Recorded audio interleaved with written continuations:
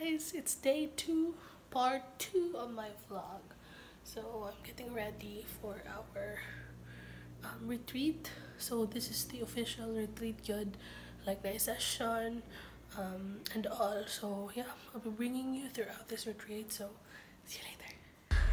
So yeah, it's my first time to voice over a YouTube vlog. So yeah, here it is. So that's the view of our dormitory. So dormitory ang tawag dyan sa mga madre.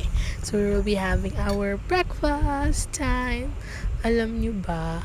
Ano na Tagalog man ko, Charis? So kana session 1 na. So alam nyo ba? Lami kayo ang mga pagkaon nila dito, like grabe, go grow and glow good every menu. So na nag-start na og lecture and grabe ka terror ni brother Eddie. But yeah, oto. So yeah, POV classmate mong swerte sa oral, si Christian yun, matawag siya og mga oral recitation.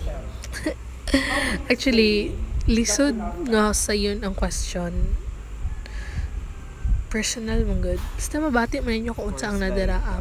So ako, wala ko natawag sa oral nga pagpili sa pangalan, pero kay matad pa galantaw man ko eye to eye kang kuan kang lecturer di pag mulantaw siya, tawagan ko niya.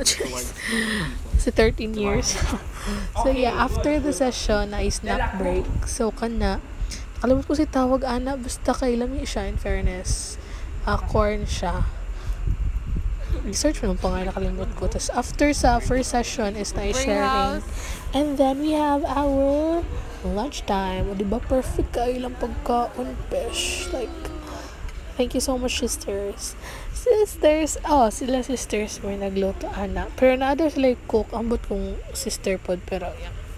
Sa ito part 2 or session 2 na sa among recollection, and then after the recollection nag-tour, pero dili siya tour gyud nga tour, because among puntahan ana kay simba man adto sa first monastery nila sa gamay nga church. So kana sila nagkuan man, ana man sila mambaktas sila, so gilabyan lang namo. Ginusto niyo yan, diba? So paglaban nyo. Actually, nagbaktas agad sila. Ambot ko nakasakay ba sila sa van, pero feeling ako nakasakay. So, papunta namin sa Transfiguration nga church. Mao ni ang pinakauna daw nga church nila dito. Small pa siya version of kadtong famous nga kuan gyud Transfiguration. So, mao ni ang loob ng church. It's beautiful here. So, peaceful. Tignaw. Naagin siya sa tubig. So, nagmass mi dire. It's like Thanksgiving. Ayan, clips lang kana. Ako man ang mass ana. So mag-picture taking namin ana. So after sa mass, moadto gid mi sa kanang the famous Transfiguration yun, katong triangle or pyramid shaped church sa Bukidnon. So mao to siya ang mga famous spot, one of the famous spots sa Bukidnon. So papunta namin dito. So while we are going there, gana gid ang nature, in fairness, literally nga naka sa bukid. So mo to sa Abbey Church na old monastery to, Picas among gadtoan. So kani ato na gid sa Abbey of the Transfiguration Church.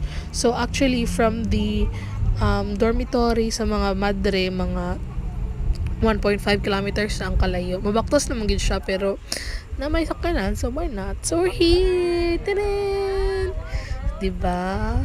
The famous Pyramid Church in Bukidnon. Actually, di sa amin din picture kay mabalik kami sa kadlawon. So among atuan ana is the cafe for their like morag souvenir shop. Ay ko na yung ana, and then pabakta sa dayon ni palugsong gamay kay mato sa ilang souvenir shop, which is kana. So napoy cafe nil dra. Ako sulod sa cafe kay nagdali na mi kay 30 minutes ra bagon mi ana nga time. Katagal mi 30 minutes. So nami sa ilang souvenir shop. So dagkay pagkaon, mga famous food, or like ilang mga